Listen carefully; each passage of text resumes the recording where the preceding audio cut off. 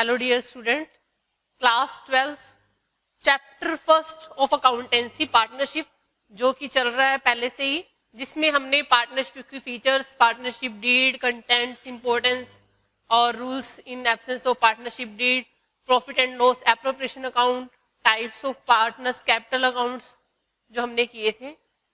इस चैप्टर में जो डिस्कस करने वाले टॉपिक हैं प्रैक्टिकली वो हैं, first is profit and loss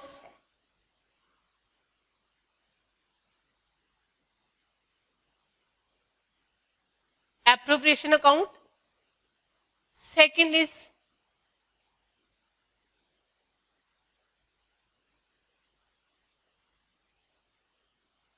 partners capital account, third is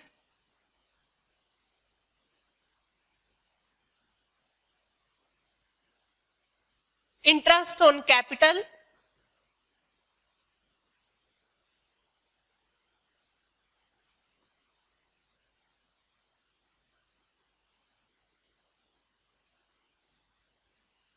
fourth interest on drawing,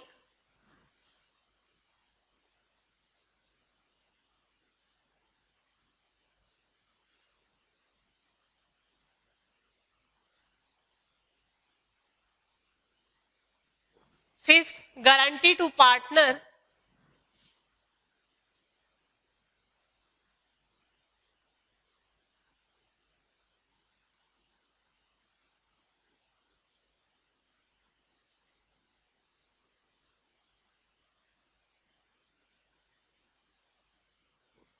six की पास्ट में कोई एरर हो गई है उसकी एडजस्टमेंट एंट्री करनी है,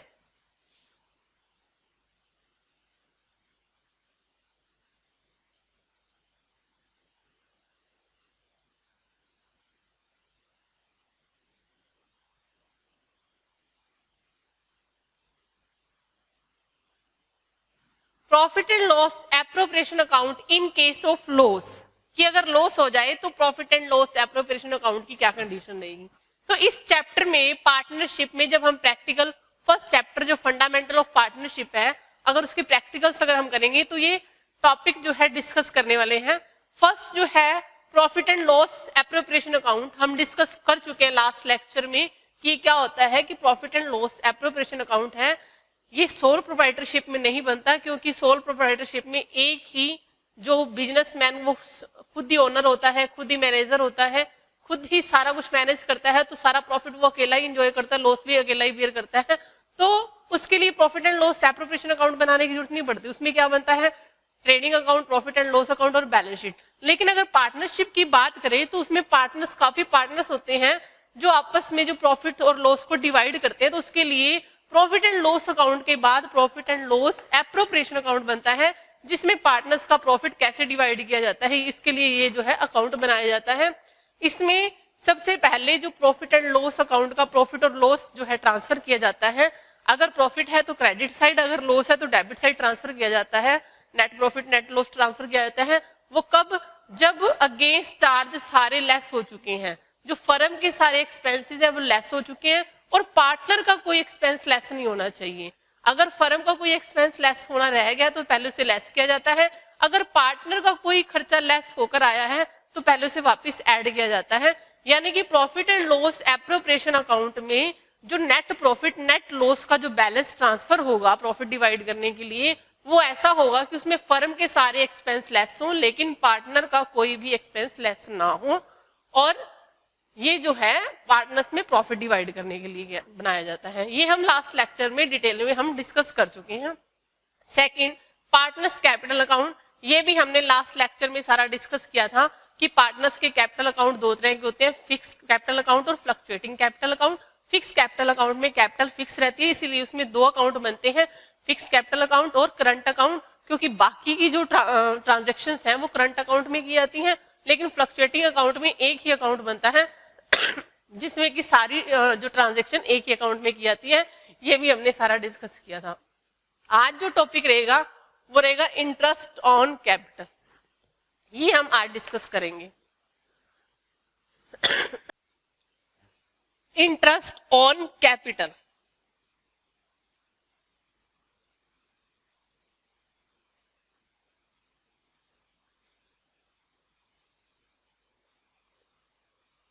फर्स्ट ऑफ ऑल कि इंटरेस्ट ऑन कैपिटल जब हम चार्ज करेंगे, जब फर्म चार्ज करेगी, फर्स्ट ऑफ ऑल कि interest on capital opening capital पर चार्ज किया जाता है। Charge on opening capital.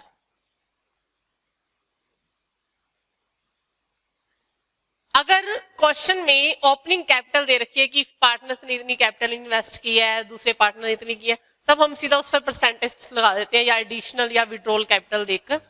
लेकिन अगर क्वेश्चन में क्लोजिंग कैपिटल दी है तो उसे पहले ओपनिंग कैपिटल बनाया जाता है। वो कैसे कि जब हम ओपनिंग कैपिटल से क्लोजिंग के बैलेंस पर आते हैं, हम क्या करते हैं कि पार्टनर्स के अकाउंट में उसका opening balance, interest on capital, reserve में शेयर, प्रॉफिट में शेयर, सैलरी, कमीशन, ये सब चीजें ऐड कर देते हैं जो पार्टनर्स को फर्म ने देना होता है, और क्या लेस कर देते हैं जो पार्टनर से फर्म ने लेना होता है, drawings, interest on drawings, loss share, ये हम लेस कर देते हैं।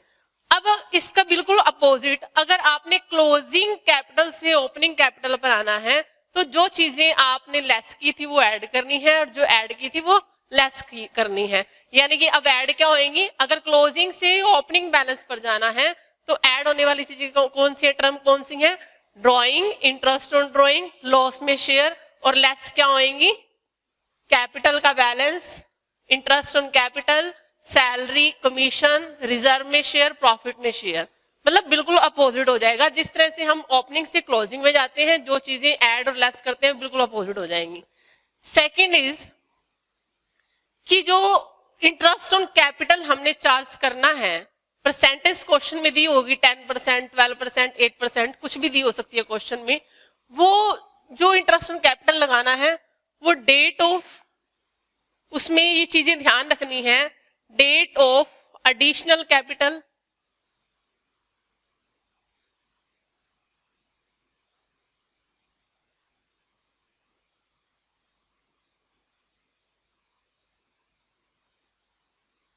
And withdrawal capital.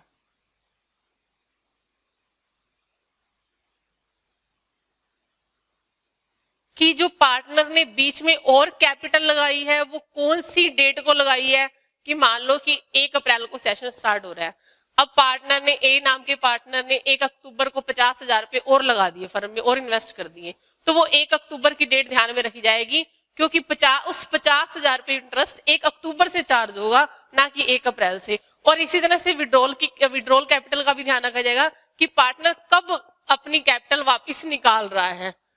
तो ये दोनों डेट्स को ध्यान में रखते हुए इंटरेस्ट ऑन कैपिटल लगाया जाएगा।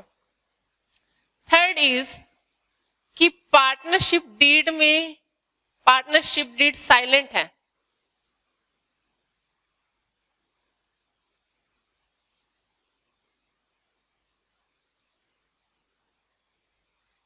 कि पार्टनरशिप डीड है ही नहीं, तो पार्टनरशिप डीड साइलेंट है। जो पार्टनरशिप डीड नहीं है, ये मैंने थ्योरी का लास्ट लेक्चर में बताया था, अगर पार्टनरशिप डीड फर्म नहीं बनाती, मींस रिटर्न एग्रीमेंट नहीं होता, तो सभी पार्टनर्स को profit and loss equal distribute होगा। किसी पार्टनर को कोई इंटरेस्ट ऑन कैपिटल नहीं मिलेगा, ना फर्म किसी पार्टनर से इंटरेस्ट ऑन ड्रॉइंग चार्ज करेगी, ना किसी पार्टनर को किसी काम के बदले में सैलरी मिलेगी, ना उसको किसी सेल के बदले में कमीशन मिलेगा। तो ये सारी हमने चीजें की थी। तो मींस अगर पार्टनरशिप डीड साइलेंट है फर्म में तो इंटरेस्ट ऑन कैपिटल देना ही नहीं, क्वेश्चन किया ही नहीं जाएगा इंटरेस्ट ऑन कैपिटल का, कि पार्टनरशिप डीड में प्रोविजन ही नहीं है इंटरेस्ट ऑन कैपिटल देने का, तो इंटरेस्ट ऑन कैपिटल लगाया ही नहीं जाएगा। अब फोर्थ है कि 2 कंडीशन आती हैं।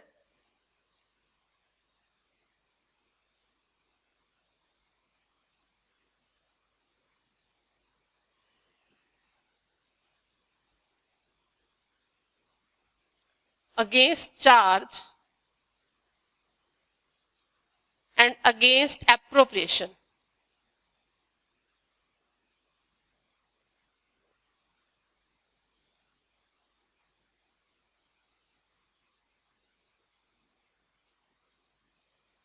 कि जो इंटरेस्ट ऑन कैपिटल है वो अगेंस्ट चार्ज है या अगेंस्ट एप्रोप्रिएशन है। अगर अगेंस्ट चार्ज है मतलब वो इंटरेस्ट ऑन कैपिटल हमने प्रॉफिट एंड लॉस अकाउंट में दिखाना है कि अगर फर्म को चाहे प्रॉफिट हो चाहे लॉस हो, फर्म ने इंटरेस्ट ऑन कैपिटल देना ही देना है पार्टनर को। अगेंस्ट एप्रोप्रिएशन है तो उसमें कंडीशंस हैं कि किस तरह कि कौन सी कंडीशन में किस तरह से एप्रोप्रिएशन अकाउंट में दिखाया जाएगा, वो कंडीशंस क्या हैं।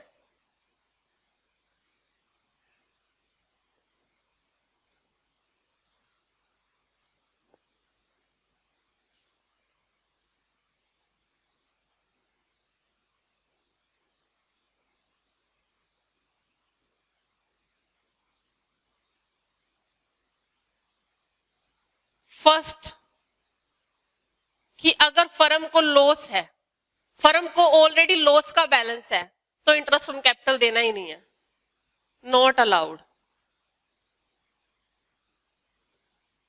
कि फर्म को नेट लॉस का बैलेंस आ रहा है, प्रॉफिट एंड लॉस अकाउंट से नेट लॉस का बैलेंस आ गया, तो फर्म इंटरेस्ट ऑन कैपिटल देगी ही नहीं profit and loss appropriation account में। सेकंड इज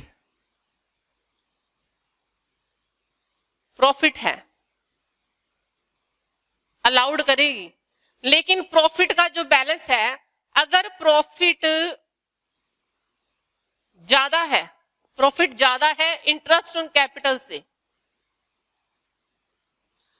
अगर मान लो ये इंटरेस्ट ऑन कैपिटल जो है वो 10,000 बन रहा है और प्रॉफिट का बैलेंस हमारे पास 15,000 है, तो आराम से जो है इंटरेस्ट ऑन कैपिटल जो है फर्म पार्टनर्स को दे देगी, अलाउ कर देगी। लॉस है तो अलाउ नहीं करेगी, प्रॉफिट है तो अलाउ करेगी। अगर प्रॉफिट इंटरेस्ट से ज्यादा है तो पूरी तरह से अलाउ हो जाएगा। थर्ड इज कि प्रॉफिट कम है,